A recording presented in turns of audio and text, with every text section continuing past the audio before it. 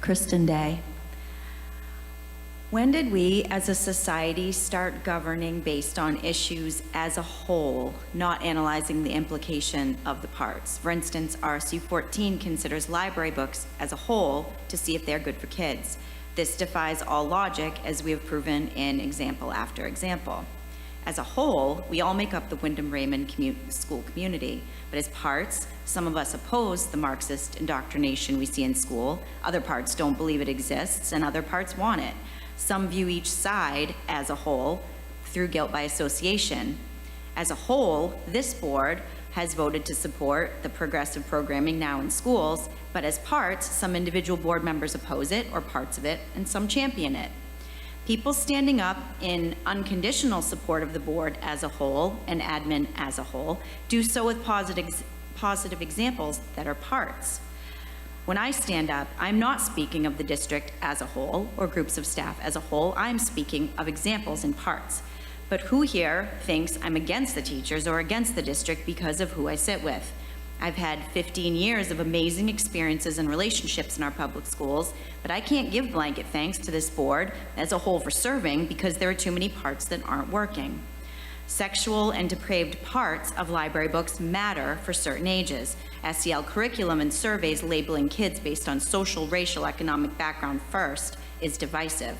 Counselors pushing programming to get kids to think about their sexuality in primary school and up is inappropriate, and transparency between admin and the community needs work. What separates humans from the rest of the animals is our ability to reason. If we defy that nature, we're just in a cage slinging our poop at each other. Yet certain leaders and followers claim that viewing things as a whole is the best way to make rational decisions on how to educate our children. I give more consideration to choosing produce than some people are giving to choosing leaders in this town. If we're being rational, we would all acknowledge that test scores in Maine and student morality are by far the lowest they've been in decades, and we'd start examining the parts of the system to find out how to fix it. The bottom line is that some members of this district, the lawyers making money off this quagmire, and the state want it this way. I will continue to focus on the parts that are off the rails, and as always, I'm hopeful for the kind of cooperation I've seen in nearby districts. See you in August. Anyone else?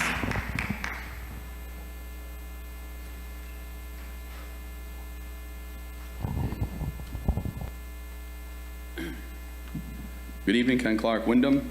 And again, I guess I'm just dealing with a part. A lot of good things happen at this school, but there are some parts that honestly I can't even get my arms around, and I think it's really hurting the children. For example, I've been requesting for months for an administrator or a school board member explain the bathroom rules. Why is no one willing to do this? You are elected appointed officials by the public, and public is requesting clarification on this rule, as it does raise what one would think to be obvious concerns. Where does it say you are not obligated to honor our request? When it comes to books and IJJ policies, you're more than willing to explain the rules. What gives you the friggin' right to explain only the rules you want to explain? Myself and many other parents need an explanation as to why our daughters are so uncomfortable with regards to using the bathrooms. They avoid using them. I think the issue here is that the school only enforces the rules it feels. Again, feels is now what we're going through school. They feel are necessary. So since no administrator is willing to explain the rules, let me ask you, I guess specifically Chris, because I think you should explain these rules. What is the feeling, or should I say urge, that is so important you allow young boys, teens, and I guess adults to pull their pants down next to young girls in the bathroom? Since you are allowing this to happen throughout the schools, you must understand the urge. Do you have the urge to pull your pants down with children next to you? We're not discussing any personnel this evening. If you'd like to continue, you may, but that's off limits. Okay. It's again a generality, because there are other people allowing this to happen. Do they have these urges? Why are they letting this do this? People are willing to let this happen, this administration, and the school board allows this to happen, even though it makes kids feel violated. Young daughters feel violated and don't even want to use the bathrooms. When I drop my kid off at school, I have to think that there's a possibility she's going to see a penis in the bathroom. Does that make you feel comfortable? Would that make me feel comfortable as a parent leaving my daughter off at a place where she can see a penis and you people allow it? What if this happens? Do I have a right to be angry if my daughter comes home crying, upset, and violated? Says, Dad, I saw a penis in the bathroom today. Someone pulled their pants down next to me, and you guys are allowing it. This is not okay. I don't know what is wrong and what's become with you people to think this is okay. And you won't even have the balls to get up and explain it to the public. You send emails out, you get to call the parent if they want to take an aspirin, but no one has the courage on this board or the administration to get up and say, here's what's going on in the bathroom, general public. We allow boys, and I guess adults for all we know, because no one will state the rules, to pull their pants down next to kids in a public restroom in the school. Can anyone here guarantee that my daughter will not be exposed to a penis? Can anyone guarantee that? Because I think I'd like to have everyone sign a waiver that that's not going to happen. But while this rule is in force, it can happen.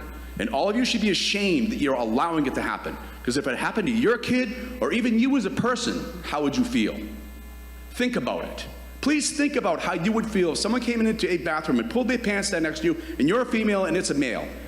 And you're adults. These are young kids that you're letting this happen to. Your time is concluded. Grow up. Anyone else?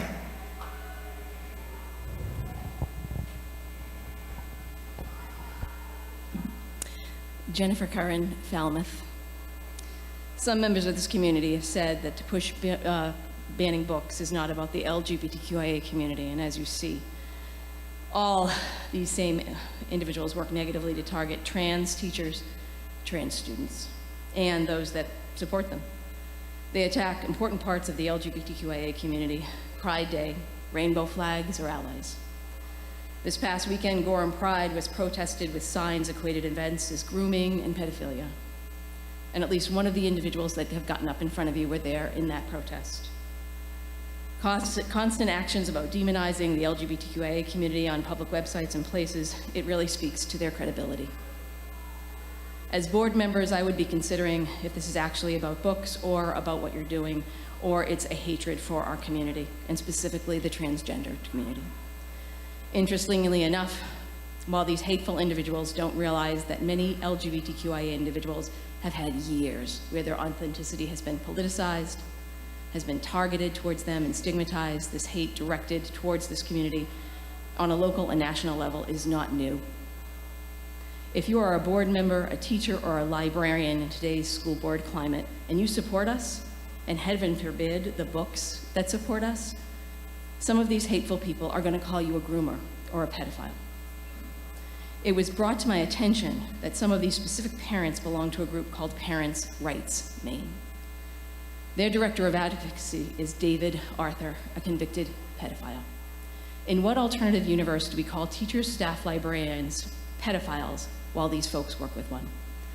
What is the goal? It's about trashing, attacking the T in our LGBT community. It's about working to degrade and humiliate them, including the kids. And this was exemplified recently when I heard online a derogatory nickname being used to target a transgender teacher in your school system. This is utterly inappropriate and does not belong here. You've talked about the need for safe spaces. Is this one? So, as a board, do you listen to the loudest statements that have shown anger, bigotry, and hate when deciding what literature or what you do? Do you ban literature that clearly stirs up this angry vitriol? Or do you understand that those unwilling to allow others to freely choose what to read or do, wishing to control that, and what is available to read in your school might be the exact reason we keep these books here, to offer a different perspective? Thank you.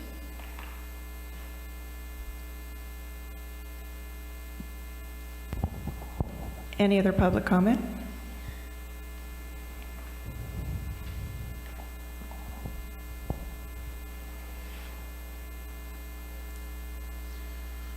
Yeah, my name's Scott McDonald. I'm from Wyndham. I'm not against these, pornographic books because I hate people or because I hate any kids. I don't hate any kids in this school. I wish the best for all of them. I don't, however, think that these books, being that graphic, is helping any kid in this school or any kid in any other school. Everybody here knows this is wrong. People are mad because this is the first time anybody's had to deal with this. It used to be that this stuff was all illegal, for good reason. I don't mind, I don't care, the word transgender does not scare me, doesn't scare me a bit, but I don't equate that to these books and the things they're doing, the to animals and all the stuff that they're doing in these books, mutilating kids. I mean, that's what this is. We don't push this in a school. We want our kids to have a little bit of time that they can be, before they have to deal with all this stuff. To push this on them like it is, and to put these people in a higher light if you say you're this or you say you're that. How about we stop with all the groups? We get rid of these disgusting books. I mean, not everybody's going to like every book, but some of these books, you all know, it is wrong. You all know when you read that book that you don't want your kids reading that book or your grandkids reading that book. It's not going to help them. It's going to put them down a bad path. That's what we're after. We don't hate anybody. We really don't. That's why we're here. Thank you. Anyone else? Lynn Butterfield, Raymond. I just want to state that nobody on our side was at the protest in Gorham. Not one of us was. I just want to make that clear. Anyone else? We're not having commentary among the audience. Thank you very much. Any other comments from the public? I see no movement, so public comment has concluded.